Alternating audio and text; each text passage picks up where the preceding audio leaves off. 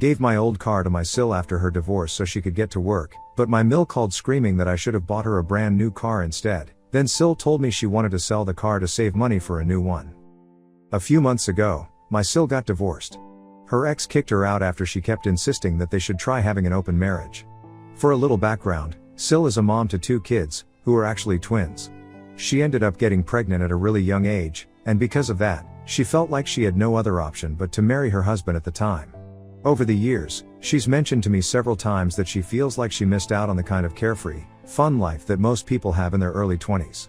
She's always said how much she regretted not being able to go out, party, and just live for herself before settling down with such big responsibilities. So, in a way, I wasn't exactly shocked when she started bringing up the idea of an open marriage to her husband. However, it was clear that this caused a major strain on their marriage, which ultimately led to her husband saying enough was enough and ending things with her. Apart from receiving child support, my sister-in-law didn't get much in terms of alimony after the divorce. To make things harder, she doesn't have a job, so she had to move back in with my mother-in-law. Seeing her struggle like this, my husband and I decided to do what we could to encourage her to start applying for jobs. We wanted her to get back on her feet, and I even took the time to help her organize and polish her resume so that she'd have a better shot at finding something. Recently, after a lot of nudging and effort, she finally landed a job at a local diner. It's a good step forward for her, but the diner isn't exactly close to where she's staying. Since she doesn't own a car, she's had to rely on public transportation, taking the bus every day to get to work and then back home. As a newly single, divorced mom of 2 kids, I couldn't help but feel for her. That daily bus commute not only costs her time but also adds extra stress to her already full plate. Back when I was in college, my dad gave me his old car. Over the years, I had put time and effort into remodeling it, and it became a car I truly loved. I used it for years and had so many memories tied to it. Earlier this year, though, I finally purchased a new car, but I couldn't bring myself to let go of the old one. It still worked great, and we decided to keep it around for emergencies. Occasionally, my husband and I would use it if one of our newer cars had to go into the shop. As I thought about my sister-in-law's situation, I realized that this car could really make a difference in her life. Taking the bus was costing her precious time she could have spent with her kids or even just relaxing after work. So, after talking it over with my husband, we decided to gift her my old car completely free of charge. The car was still in great condition, and we even made sure to fill it up with a full tank of gas before handing it over. The day we delivered the car, we drove it to my mother-in-law's house where my sister-in-law is staying. When we handed her the keys and explained that the car was now hers, she was completely taken aback. She knows how much that car means to me, so it was a genuinely emotional moment for her. She was pleasantly surprised and touched by the gesture. After a moment of processing it all, she thanked us sincerely and happily accepted the gift. It felt really good to be able to help her out and make her life just a little bit easier during this tough time. However, today, not even a full day after we had given my sister-in-law the car, I received a call from my mother-in-law. Before I get into what she said, let me give you some context about her personality, because it plays a big role here. My Mil can be, well, really nasty to people. From the very first time I met her, I remember how rude and dismissive she was toward me. It left such a strong impression that I'll never forget it. Over time, my husband has shared stories about her behavior, and apparently, this isn't anything new. Both he and his sister have just learned to tolerate it because, as he says, that's just how she is. My Mil is the kind of person who always seems to be angry or irritated about something.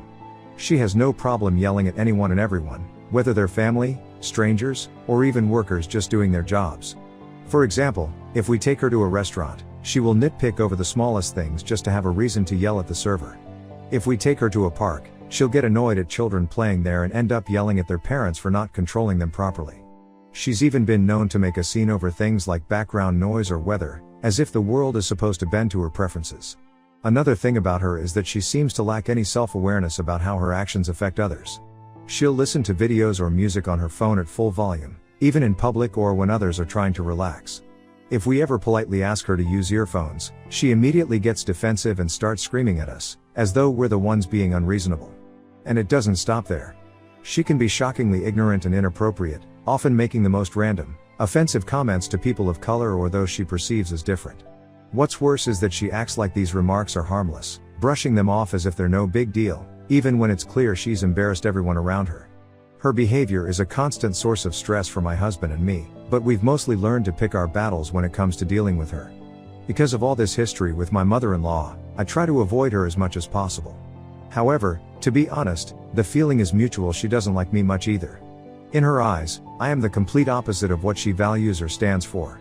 She has made it very clear that she disapproves of my lifestyle and the choices my husband and I have made together. For example, I earn more than my husband, which she finds completely unacceptable, as she believes a man should always be the breadwinner.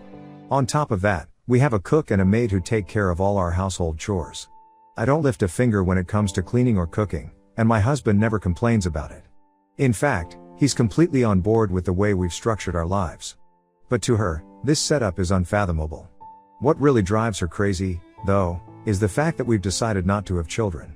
She just can't wrap her head around the idea of a couple choosing to remain child-free. Because of this, we love spending our money on ourselves, traveling, eating out, and indulging in hobbies we enjoy, and that's something she despises. She sees it as selfish and believes that I'm the one who poisoned her son's mind with these ideas.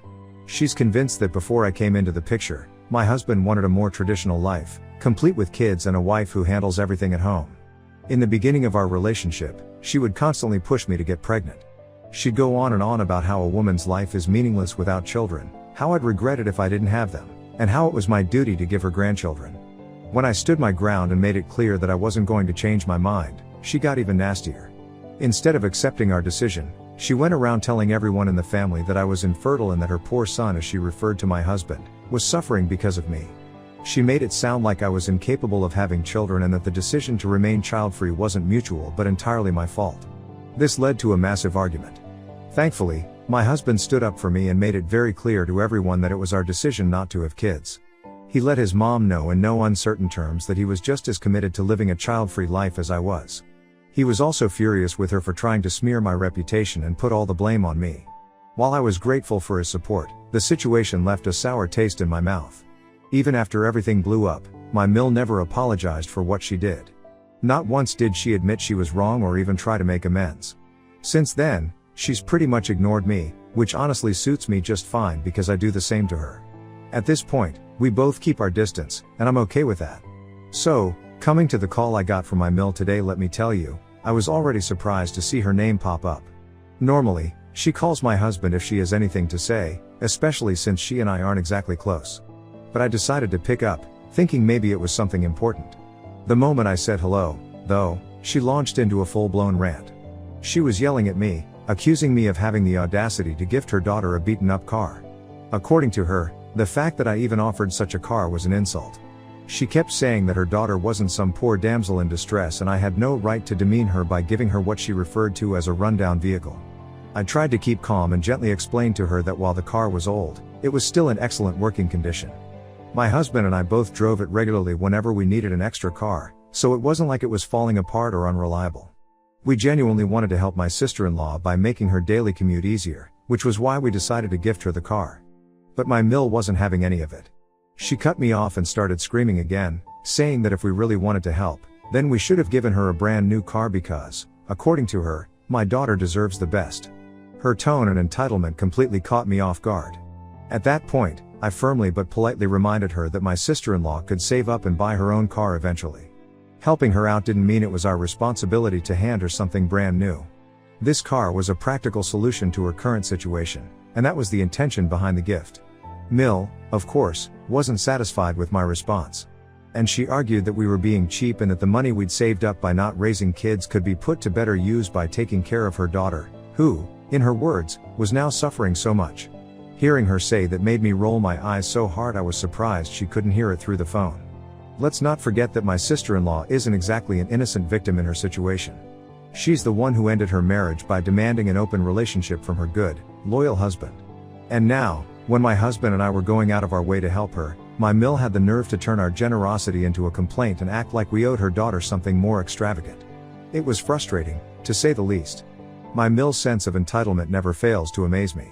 I told my Mill that I'd be passing her message along to her son, and I also made it clear that I planned to have a conversation with my sister-in-law directly about this whole situation.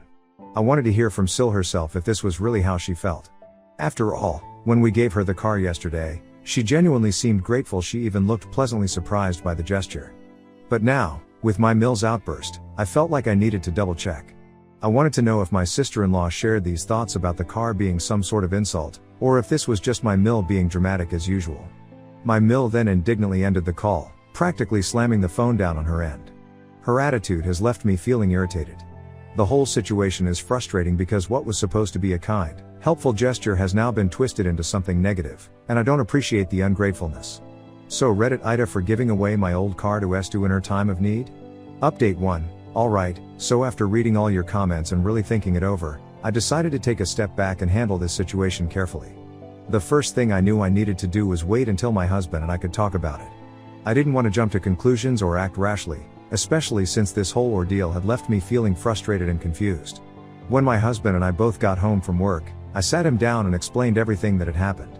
I told him how his mother had called me earlier in the day, and how she had practically scolded me for giving my old car to his sister. I shared how she called it an insult and even went as far as saying I should have bought her a brand new car instead. My husband's reaction was pretty much the same as mine. He was taken aback by how entitled his mother was acting. He couldn't believe she had the nerve to behave like that, especially since we were just trying to help his sister. After hearing me out, my husband decided it was time to address the situation directly. He picked up his phone and called his sister, asking her to come over to our house for lunch the next day. We both agreed that having a face-to-face conversation with her would be the best way to handle this. That way, we could clarify everything, hear her side of the story, and make sure there weren't any misunderstandings about the car or the intentions behind our gift. We want to make it clear to her that we gave her the car out of kindness and to help her during this tough time, not because we thought she was poor or anything like that, as Mill had suggested. If there's any confusion or if our actions somehow came across the wrong way, we want to sort it out with her. My husband and I both feel that it's better to have an honest and open conversation about this rather than let things spiral into unnecessary drama. Update 2. Today, my sister-in-law came over to our house for lunch, and honestly, it felt like a big deal. Thanks to the old car we had gifted her, she was able to bring her 2 kids along. The kids seemed happy as they played in our backyard. My husband and I figured this would be the perfect time to clear the air and have an honest conversation with Sil. So, while the kids kept themselves entertained, the 3 of us sat down to talk in the living room. My husband and I didn't waste any time bringing up what my mother-in-law had said to me over the phone. We explained how Mill had accused us of being insulting with our gift and demanded to know why we hadn't bought her daughter a new car instead.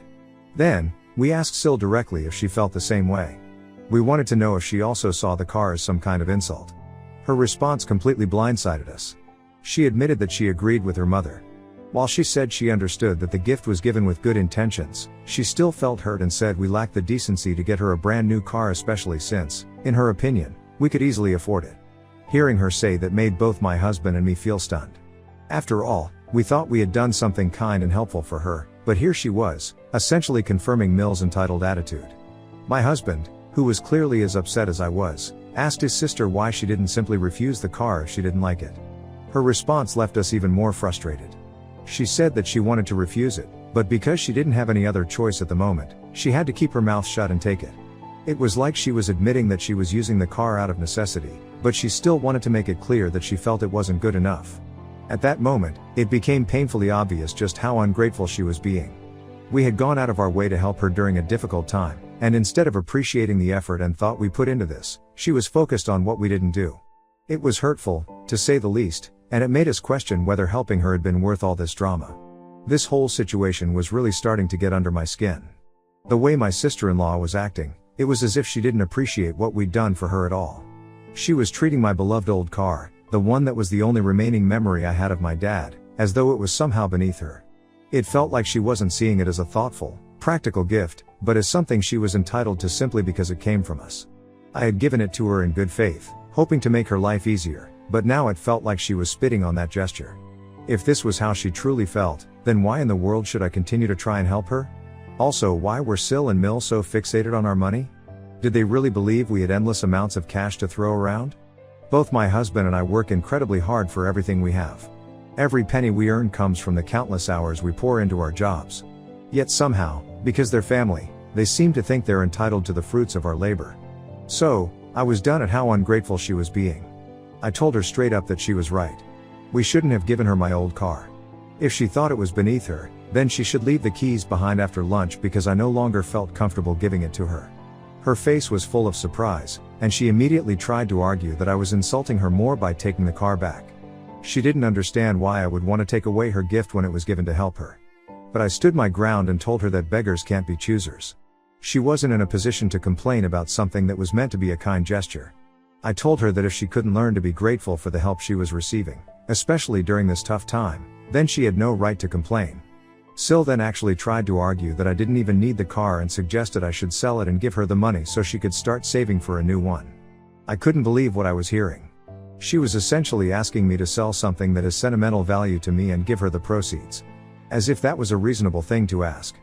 The level of entitlement was unbelievable, and I couldn't hold back my frustration anymore. Thankfully, my husband stepped in before things could escalate further.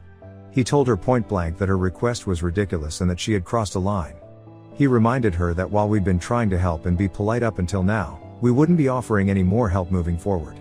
From that point on, she and her kids were on their own. We were done trying to be the peacemaker, trying to help someone who clearly didn't appreciate anything we did for her. My husband had my back, and I was relieved to see him stand up for me in such a clear way. This didn't sit well with Sil and she started raising her voice, calling us cheapskates. She insisted that we could easily just give her money instead of making her and her kids suffer so much. I was honestly taken aback by how quickly she went to outright attack us for trying to help her. My husband, equally irritated, tried to make it clear that she was an adult and needed to step up and take responsibility for her own life and her children. But my sister-in-law wasn't having any of that. She argued that family should help each other, and instead of working at her low-paying diner job, she thought her brother should send her money every month for her expenses. The audacity of it. That's when my husband really put his foot down.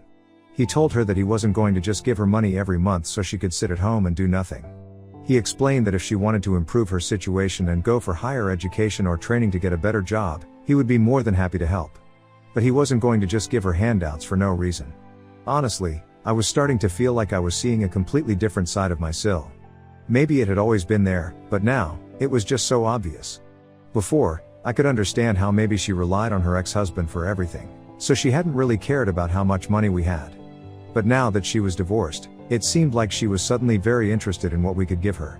It was frustrating, to say the least. My sister-in-law seemed enraged with us. She clearly wasn't in the mood to stay for lunch or talk with us further.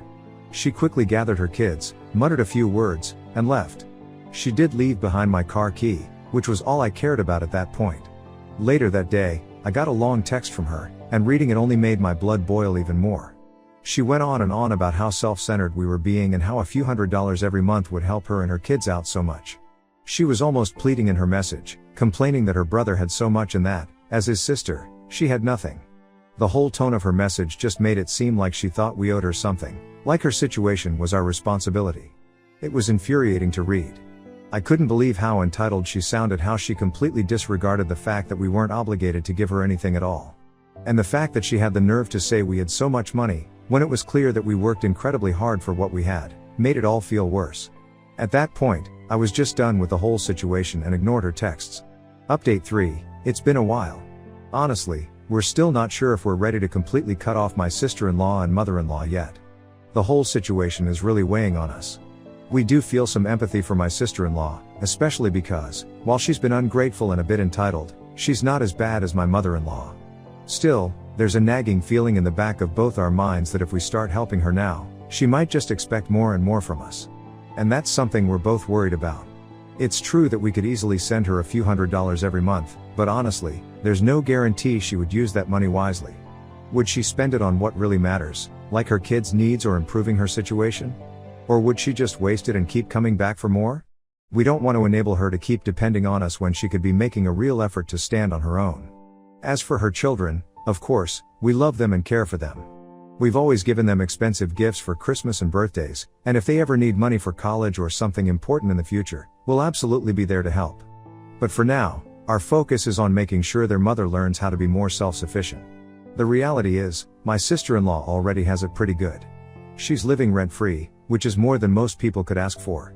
My husband also sends money to my mother-in-law every month to help cover the bills and household expenses, so it's not like she's struggling in that way. Plus, her children's expenses are taken care of by their father. The only thing left for her to do is go to work and earn her own living. It doesn't seem unreasonable to ask that of an adult. We feel like it's time for her to stop relying on everyone else and take control of her own life. At the end of the day, we both just want her to take responsibility for her own future. We're happy to support her emotionally and help out in the ways we can, but we don't want her to fall into the trap of thinking she's entitled to handouts just because she's family. It's a tough situation, and we're still not sure how we're going to proceed, but we definitely want her to learn how to stand on her own 2 feet. Also, after that whole conversation with Sil, my Mill did try to call and urge my husband to give in to Sil's demands. She pointed out how we were being too harsh and that families should support each other, especially when times were tough. She kept bringing up how my Sil was struggling and that as her brother, my husband should be doing more to help her. Mill insisted that it wasn't about handouts but about families sticking together. My husband straight up told his mom that while he understood Sil's struggles, he couldn't just throw money at the problem and solve it. He said that from now on, we were not going to be manipulated by their guilt or demands. We would help when it was necessary, but we weren't going to continue being treated like an endless resource. Update 4. It's been almost 4 months since I last updated anything here, and I just wanted to give a quick update on how things have been going. After everything that went down, my sister-in-law has finally made a decision about what she wants to do with her future. She's decided to pursue digital marketing. Honestly, this is a bit of a relief because it seems like she's taking a real step towards improving her situation. We were really concerned that she would keep relying on others and not make any effort to stand on her own, but this move shows she's trying to take control of her career and life. She's been looking into courses and programs, and from what we've heard, she's pretty serious about it. I have to say, it's a big change from where things were a few months ago when we were unsure if she was ever going to make any real effort to improve her situation. My husband and I are both hopeful that this decision will help her become more independent, and I'm actually kind of proud of her for taking this step. It's a work in progress, but we're optimistic that she's on the right path. Fingers crossed that she sticks with it.